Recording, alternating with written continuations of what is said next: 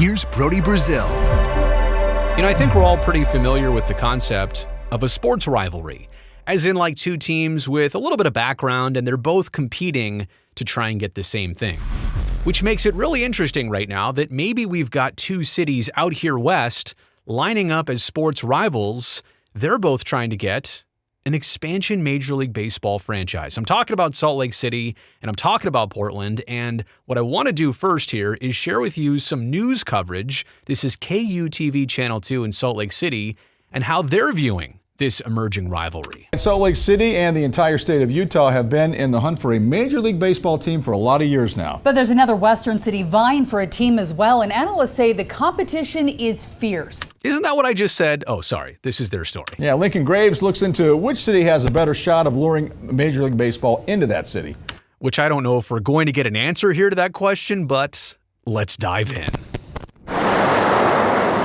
Salt Lake City, Utah, and Portland, Oregon. They may not seem like two rivalry cities, but each one is pushing for a big prize.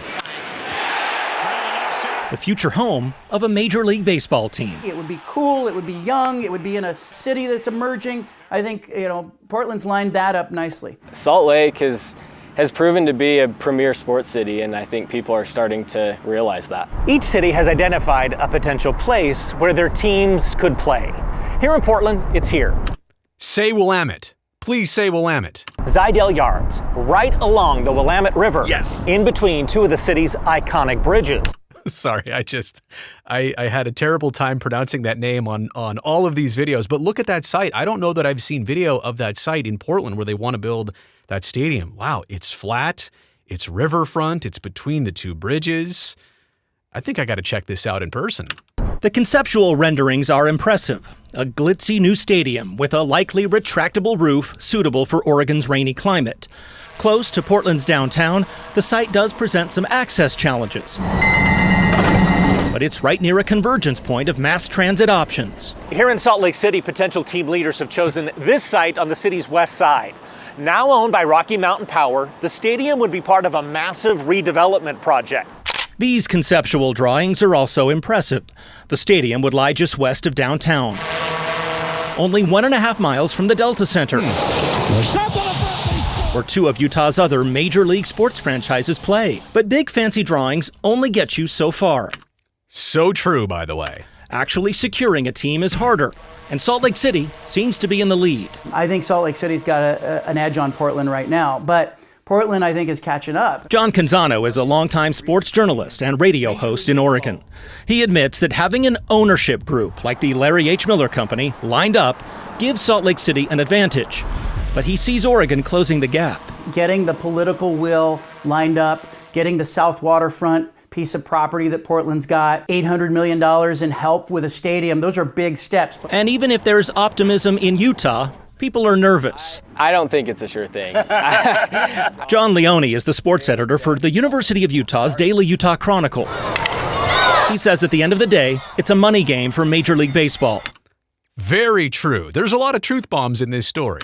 But he thinks Salt Lake and Utah have something special. The Jazz are selling out, the Mammoth are selling out, the college programs are selling out, RSL's selling out, and I don't see the MLB team as being in a different situation. If and when Major League Baseball expands, sports analysts have said they would add a team in the East and the West. By the way, Rob Manfred recently reiterated that, and I will give you my thoughts in a full breakdown in just a second.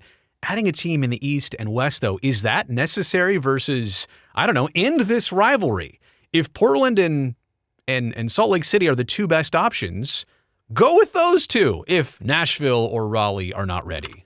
But Canzano believes it doesn't have to be that way. There you go. Leaving the door open for both Salt Lake City and Portland. Forget east, west, north, south. Right. You want the best two markets to come in and fortify your league. Right. And for me, if those two cities are in the West and it's Salt Lake and Portland, then it's Salt Lake and Portland, and you eventually go, hey, we realign. We can redo these divisions. Like move the two Texas teams to a central division, because are they really out west? Doesn't really seem... Leone doesn't think that'll happen, but he's on board with the idea. I think having Salt Lake and Portland would be great. It would help limit travel even more, because you have all those teams clustered in the eastern side, but not as many on the west. So I think having both those teams would help accomplish that goal. Dugout and then got back up. That's a liner into They use a lot of Major League Baseball footage in this piece. Hopefully I'm not going to get dinged on that. center field. Lincoln Graves, KUTV 2 News.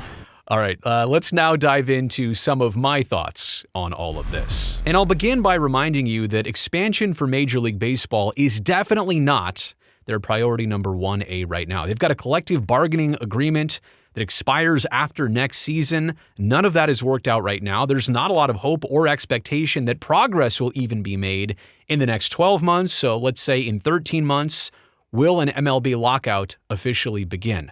That's the bigger fish that MLB has to fry right now, and money problems and competitive imbalance problems and television distribution and rights issues and player arm injuries, pitcher arm injuries. They've got so many topics that they need to settle before they're ready for expansion. I know the conversation used to be when the Oakland A's were resolved and when the Tampa Bay Rays were resolved, then baseball will expand. Well, guess what? It took so long for those situations to unfold, and one of them we're still not exactly sure where and how it's going to land.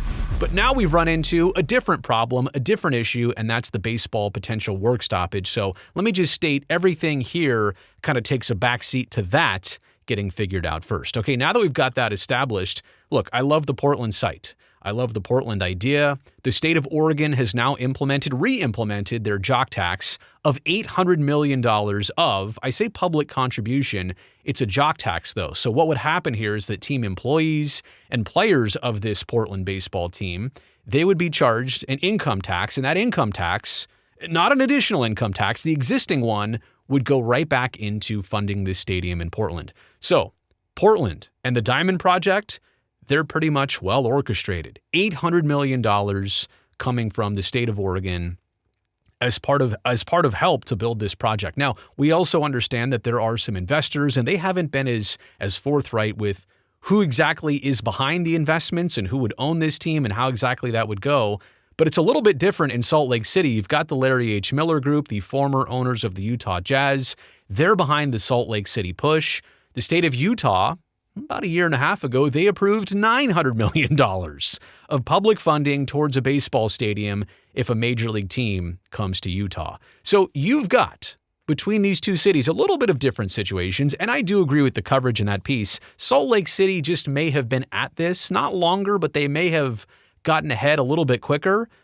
But honestly, right now, not by much. I do think that both of these places and situations are very similar.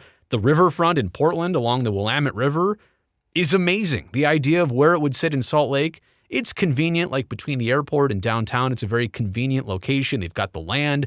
Both places have a lot of boxes checked. I think that's a huge point here, is that whatever Major League Baseball is going to look for, like a fan base and demographics and an ownership group and funding for a stadium privately, and I'll just say it, Major League Baseball's going to want public funding. They want that train to continue.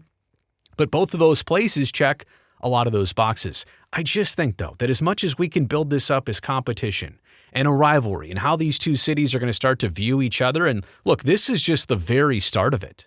If we're here in 2025 talking about Portland versus Salt Lake, how's it going to be by 2027 if a work stoppage is either avoided or comes to a conclusion, and now baseball's ready, baseball's booming, baseball wants to expand, baseball wants to get the expansion fees? How heated do you think the back and forth is going to be between Salt Lake City and Portland? And they're going to compete against each other. Oh, well, we'll throw this in. Well, we'll do this. We'll do that. Of course, they're both vying for baseball's attention and expansion. And that's kind of my point here is this is exactly what Major League Baseball wants. The fact that Rob Manfred has said, well, the way we would do it is add one city out east and one city out west. But why? You have the ability to realign all this anyway. If you're trying for even amounts of things or trying to break this down, you have the ability by adding two teams to change some of the divisions, change the structure here.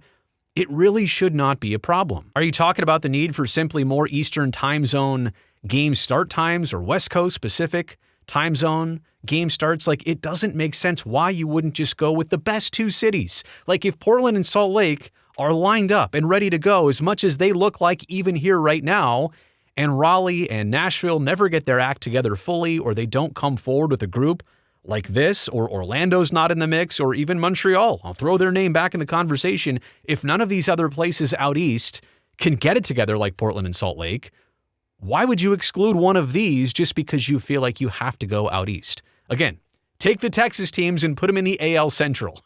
It could be that simple. Then take one of the AL Central teams and put them in the AL East. Balance things out like that. But MLB wants this battle. If you think about it, MLB wants this competition. They want cities to kind of start fighting for love and attention and an expansion team. Why wouldn't they want that?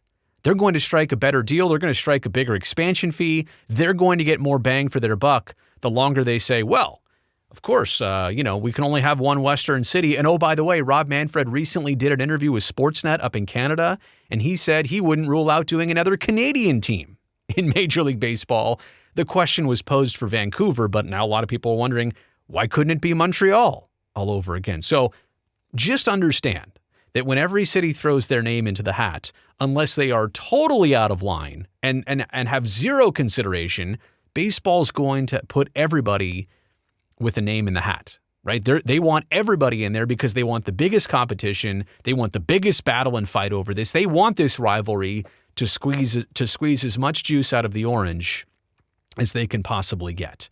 All right, so expansion competition, it's starting to exist between Portland and Salt Lake City. Where does it go from here? Let me know what you think about all this in the comments section below. Also, thumbs up while you're down there. Helps me, the video, and the channel. And don't forget to hit that subscribe button. I would love to see you back here next time.